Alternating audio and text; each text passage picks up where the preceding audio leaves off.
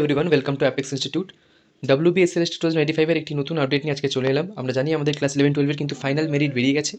এই ফাইনাল মেরিটের রেজাল্টের পরেই কিন্তু দেখা গেছে যে যেখানে ফ্রেশার্সরা ম্যাক্সিমাম 90 মার্কস রিচ করতে পারবে, কিন্তু কাট অফ কিন্তু গেছে কিছু কিছু সাবজেক্টের ক্ষেত্রে 94, 91, 92।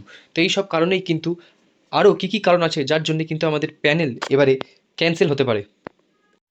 ঠিক যেমনভাবে 26,000 ক্যান্ডিডেটসের জব কিন্তু 2016 প্যানেল কিন্তু ক্যান্সেল হয়েছিল, ঠিক সেভাবেই কিন্তু আবার সেই একই জিনিস কিন্তু হতে চলেছে বলেই আমাদের মনে হয়। কী কারণে এটি হতে পারে সেটা নিয়ে কিন্তু আজকে ডিসকাশনস করব। প্রথমেই দেখুন কোন রুল অনুযায়ী এই 10 মার্কস দেওয়া হয়েছে।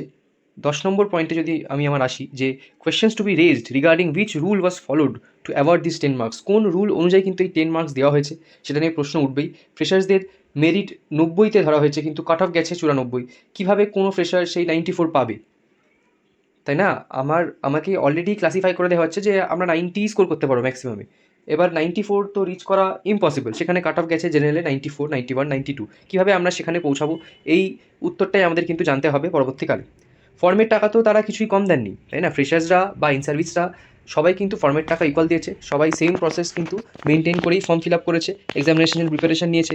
অনেকেই আশাবাদী ছিল, অনেকেই আমাকে কমেন্ট করে জানিয়েছিল তারা 56, 57, এমনকি 59 এরও নাম্বার পেয়েছে ফ্রেশার্সরা। তারা ইন্টারভিউর জন্য প্রিপারেশন নিচ্ছিল, তারা আশাবাদী ছিল যে তার সিলেকশন হয়ে যাবে, কিন্তু আলটিমেটলি এটা কী হলো? ফাইনাল মেরিট যখন বেরোলো দেখা গেল যে কোনো ফ্রেশার্সরাই কিন্তু সুযোগ পায়নি। জেনারেলদের কোনো মেল ক্যান্ডিডেটস কিন্তু ফ্রেশার্সরা কিন্তু সুযোগ পাননি মেজর সাবজেক্টসগুলোতে। তো এখানেই কিন্তু প্রশ্ন উঠছে যে ফর্মের টাকা তো তারা কিছু কম দেননি, সবাই যখন সমান ফিজ সমান ট্যাক্স দিচ্ছি আমরা, তাহলে কেন আমরা সমান সুযোগ পাবো না? এই নিয়ে প্রশ্ন তো হবেই। তো এই কারণেই আমার মনে হয় যে যেরকম 2016 হয়েছিল এটা কিন্তু আবার হতে চলেছে। এই প্যানেল কিন্তু ক্যান্সেল হওয়ার চান্সেস 95%।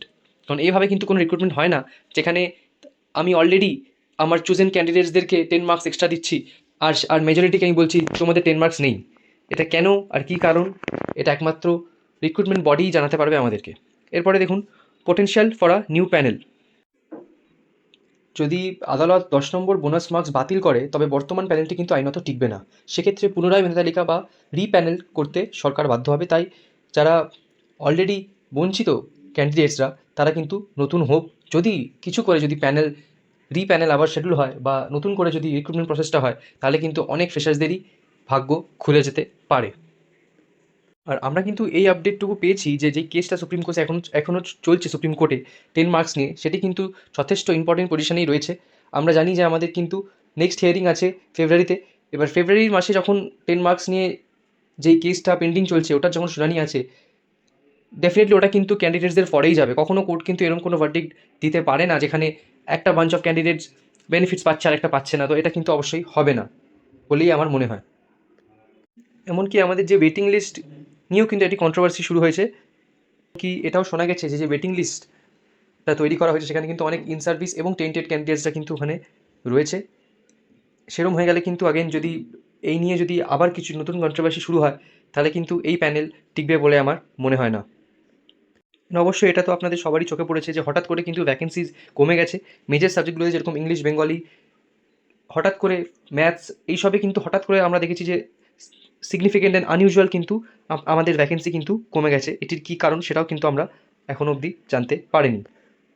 সবথেকে অদ্ভুত বিষয় হচ্ছে যে অলরেডি যে এক্সামিনেশন নিয়ে এত বেশি কন্ট্রোভার্সি, অলরেডি যেখানে এক্সামিনেশন একবার ক্যান্সেল হয়েছে, 26,000 জন জবলেস হয়ে পড়েছেন, তারপরেও এত কিছু মিস্টেক্স, এত কিছু ফাঁক কেন হয়েছে এবং কী কারণ, আবার অথরিটিসরা সেই সেমই মিস্টেক কিন্তু রিপিট করছে। তো এর ফলে কিন্তু রেজাল্টও সেই সেম হবে বলেই আমার মনে হয়। অতীতের কিন্তু ভুল থেকে শিক্ষা কিন্তু নেওয়া হচ্ছে বলে আমার মনে হচ্ছে না। ঠিক আছে, আমরা জানি যে 2016 সালের রিক্রুটমেন্টের সময় কিন্তু ওএমআর পাওয়া যাচ্ছিল না, ওএমআর শিটস পুড়িয়ে দেওয়া হয়েছে, খুঁজে পাওয়া যায়নি, অনেকে নাকি সাদা খাতা জমা দিয়েও কিন্তু জব পেয়েছেন।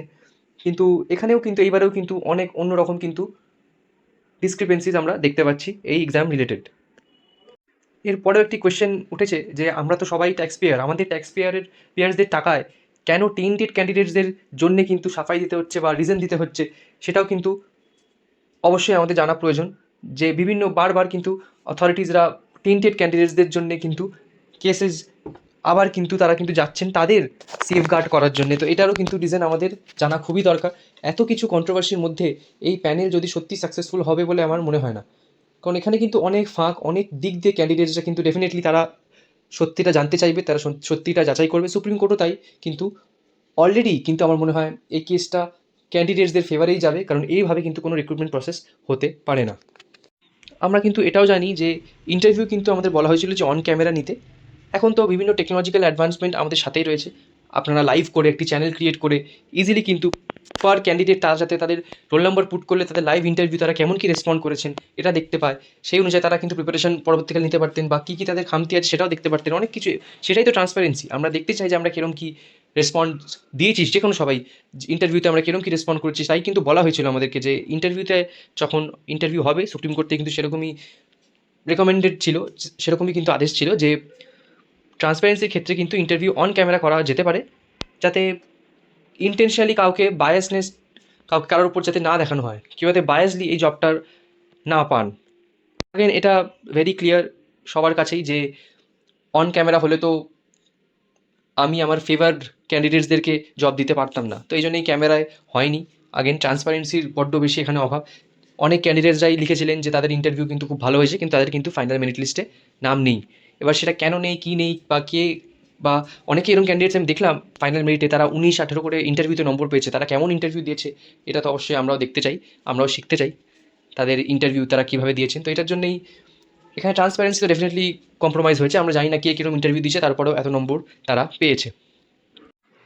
আর আমাদের সেকেন্ড পয়েন্টটা দেখুন, যে নাম্বার ডিভিশন কিন্তু কমপ্লিটলি চেঞ্জ করা হলো। এটা কিন্তু বেশ প্ল্যান মাফিক কিন্তু কাজ করা হয়েছে, খুব ভেবেচিন্তে কিন্তু এটা করা হয়েছে যে নাম্বার ডিভিশন যেটা একাডেমিক স্কোর আগে 35 ছিল ওটা কিন্তু এখন 10-এ আনা হয়েছে, কারণ ডেমো আর ইন্টারভিউতে 20 মার্কস দেওয়া হয়েছে। তো 20 মার্কস যখন আমি প্যানেলের হাতে ইন্টারভিউয়ারদের হাতে দিয়ে দিলাম, তাহলে তো তাদের বিশাল চান্স ওটা নিয়ে ম্যানিপুলেশন করা।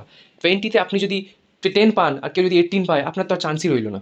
আপনি যত ভালোই রিটেন বা একাডেমিক স্কোর আপনার থাকুক, 20 মার্কস ওখানে কিন্তু অনেকটা ডিফারেন্স ক্রিয়েট করে দিচ্ছে। এটা কিন্তু করা হয়েছেই ওই জন্যে, যাতে যেরকম দরকার বা যেই ক্যান্ডিডেটসদের দরকার তাদেরকে পিক অ্যান্ড চুজ করা যেতে পারে। তারপর যেটা শোনা গেছে, ওয়েটিং লিস্টে কিন্তু টেন্টেড ক্যান্ডিডেটসরা এখনও রয়েছেন বলেই জানা গেছে। তাদেরকে কোনো মতে কিছু করে যাতে আবার তারা তাদের জব ফিরে পান, এটারই কিন্তু মেন প্রচেষ্টা কিন্তু করা হচ্ছে। শেষে এটাই বলবো যে এখনও কিন্তু সব শেষ হয়ে যায়নি। 2016 প্যানেল যে ক্যান্সেল হবে এটা কিন্তু কেউ কোনো দিন ভাবেনি। 26,000 জন যারা ইন সার্ভিস ক্যান্ডিডেটস ছিলেন, তাদের যে জব যাবেন এরমভাবে যাবে, তারা কিন্তু কোনো দিন কেউ কল্পনা করতে আমরা পারিনি।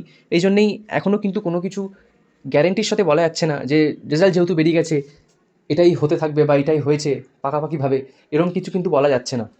2016 প্যানেল যদি ক্যান্সেল হতে পারে, তাহলে এবারও কিন্তু সেটা হতেই পারে, কারণ এখানে কিন্তু অনেক ফাঁক কিন্তু নিয়মের মধ্যে রয়েছে, আর এই জটিলতা কিন্তু এত ইজিলি কিন্তু কাটবে বলে আমার মনে হয় না।